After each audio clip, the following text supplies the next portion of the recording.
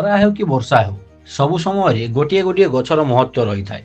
ଦର୍ଶକ ବନ୍ଧୁ, ଆପଣ ବି କେବେ ନା କେବେ ଗଛର ଉପଲବ୍ଧିକୁ ଅନୁଭବ କରିଥିବେ।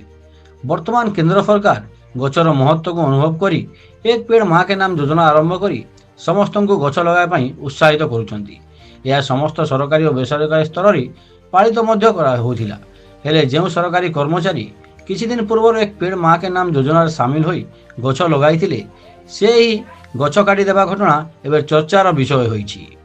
ଏଭଳି ଏକ ଘଟଣା ଦେଖିବାକୁ ମିଳିଛି କଳାହାଣ୍ଡି ଜିଲ୍ଲା କେସିଙ୍ଗା ବ୍ଲକ ଅନ୍ତର୍ଗତ ବୋରିଆ ସରକାରୀ କେନ୍ଦ୍ର ପ୍ରାଥମିକ ବିଦ୍ୟାଳୟ ପରିସରରେ ଥିବା ଦୁଇଟି ଗଛକୁ କଟାଯାଇଥିବା ଅଭିଯୋଗ ହୋଇଛି।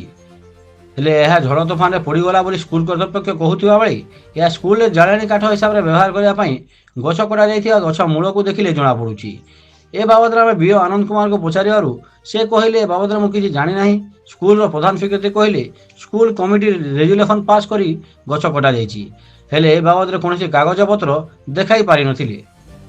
ଯେଉଁ ପ୍ରଧାନ ଶିକ୍ଷୟିତ୍ରୀ କିଛି ଦିନ ପୂର୍ବରୁ ନିଜ ବିଦ୍ୟାଳୟ ପରିସରରେ ଗଛ ଲଗାଇଥିଲେ, ସେ ଏବେ ସେହି ସ୍କୁଲର ପରିସରରେ ଦୁଇଟି ଗଛ କାଟି ଦେଇଛନ୍ତି। କାହା ଅନୁମତି ବିନା ସେ କେମିତି ଗଛ କାଟିଲେ, ତାହା ଏକ ବଡ଼ ପ୍ରଶ୍ନ ହୋଇଥିବା ବେଳେ ମଧ୍ୟାହ୍ନ ଭୋଜନ ପାଇଁ ଜାଳେଣୀ ଦରକାର ଥିବାରୁ ସେ ଏଭଳି କରିଥିବା ପ୍ରତିକ୍ରିୟା ଦେଇଥିବାର ଶୁଣିବାକୁ ମିଳିଛି। ହେଲେ ସରକାର କ'ଣ ଜାଳେଣୀ ପାଇଁ ଟଙ୍କା ଦେଉନାହାନ୍ତି କି? ଯଦି ଦେଉଛନ୍ତି ତେବେ କାହିଁକି ଏ ଦୁଇ ଗଛକୁ କାଟିଦେଲେ ପ୍ରଧାନ ଶିକ୍ଷୟିତ୍ରୀ?